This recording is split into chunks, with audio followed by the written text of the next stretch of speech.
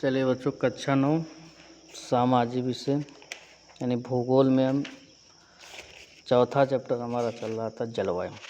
ठीक, उसमें जो है मानसून का आगमन तथा वापसी, इसके बारे में आज हम चर्चा करेंगे। ठीक, तो मानसूनी पवनें जो है नियमित नहीं होती हैं। ठीक, लेकिन ये स्पंदमान प्रकृति की होती हैं। उष्णकटिबंधीय समुद्रों के ऊपर प्रवाह के दौरान ये भिन्न भिन्न वायुमंडलीय अवस्थाओं द्वारा प्रवाहित होती हैं।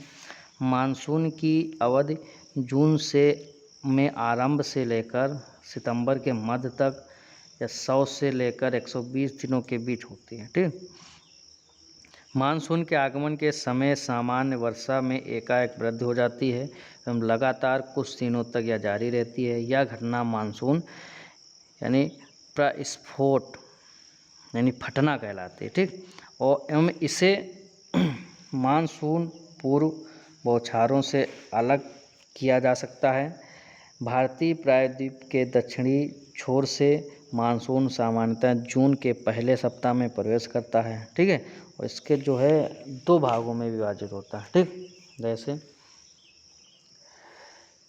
एक जो हो गया हमारा अरब सागर शाखा, दूसरी हो गई मेरी बंगाल की खाड़ी शाखा। ठीक, प्रथम शाखा में क्या है कि अरब सागर शाखा यानी लगभग 10 दिन बाद यानी 10 जून के आसपास मुंबई पहुंच जाती है भाई मानसून। ठीक है, वही समझ में आ गया कि नहीं। जून में 10 जून के लगभग जो होगी वो बॉम्बे तक यानी मुंबई तक पहुंच जाती है। ठीक, तो ये जो अरब सागर शाखा है, ये जो अरब सागर शाखा का जो मानसून है, अच्छा एक चीज़ हो रही है, ये जो अरब सागर शाखा का जो मानसून है, ये सबसे पहले जो है भारत के केरल राज्य में, ठीक, केरल राज्य में जून के प्रथम सप्ताह में आता है सबसे पहले। ठीक, और यहाँ यह पश्चिमी घाट पर्वत से टकराकर केरल के तटों पर वर्षा करती है। इसे मानसून प्रस्फोट कहा जाता है। समझ आ गया कि नहीं। तो अब फिर 10 जून तक के आसपास ये मुंबई पहुंचती है। यह एक तीव्र प्रगति है और बंगाल की खाड़ी शाखा भी तेज़ी से आगे की तरफ बढ़ती है। समझ आ गया कि नहीं। और ये जो है जून के प्रथम सप्ताह में असम तक पहुंच जाती है। कहाँ तक वह पहुंचती है? असम। समझे। तो असम तक ये पहुंच जाती है भाई।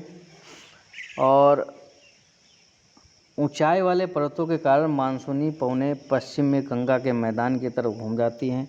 अरब सागर शाखा जून के मध्य तक सौराष्ट्र, कच्छ तथा देश के मध्य भागों में पहुंच जाती हैं। बंगाल की खाड़ी शाखा, अरब सागर शाखा दोनों गंगा के मैदान के उत्तर भाग में एक दूसरे में मिल जाती हैं। और दिल्ली में सामान्यतः मानसूनी वर्षा बंगाल की खाड़ी शाखा से जून के अंतिम सप्ताह में लगभग 29 जून तक होती है। समझ आ गया कि नहीं। ठीक, लेकिन मानसून की जो अरब सागर शाखा है वो तुलनात्मक रूप से अधिक शक्तिशाली होती है। ठीक, क्योंकि दक्षिण पश्चिम मानसून द्वारा लाए गए कुल आर्द्रता का 65% भाग जो अरब सागर से एवं 35% भाग जो है बंगाल की खाड़ी से आता है। समझे कि नहीं। तो जुलाई के प्रथम सप्ताह तक मानसून पश्चिमी उत्तर प्रदेश यानी हरियाणा और पंजाब, पूर्वी राजस्थान में पहुंच जाता है। जुलाई के मध्य तक मानसून हिमाचल प्रदेश एवं देश के शेष भागों में पहुंच जाता है। मानसून की वापसी अपेक्षाकृत एक क्रमिक प्रक्रिया है, जिसकी शुरुआत भारत के उत्तर पश्चिमी राज्यों से सितंबर में हो जाती है। यानी अक्टूबर के मध्य तक मानसून प्रायद्वीप के उत्तरी भाग से पूर्ण रूप से पीछे हट जाता है और प्रायद्वीप के दक्षिणी आधे हिस्से की वापसी की गति तेज होती है और देश के शेष भाग से मानसून की वापसी दिसंबर से प्रारंभ हो जाती है। समझ में आ गया कि नहीं आया भाई। ठीक, तो मानसून की सबसे पहली वर्षा द्वीपों पर होती है। यह क्रमशः दक्षिण से उत्तर की तरफ यानी अप्रैल के अंतिम सप्ताह से लेकर मई के प्रथम सप्ताह तक होती है और मानसून की वापसी भी क्रमशः दिसंबर के प्रथम सप्ताह से जनवरी के प्रथम सप्ताह तक उत्तर से दक्षिण की तरफ होती है। ठीक, तो देश का शेष भाग जो होता है इस समय शीत ऋतु के प्रभाव में होता है। समझ आ गया कि नहीं। समझे।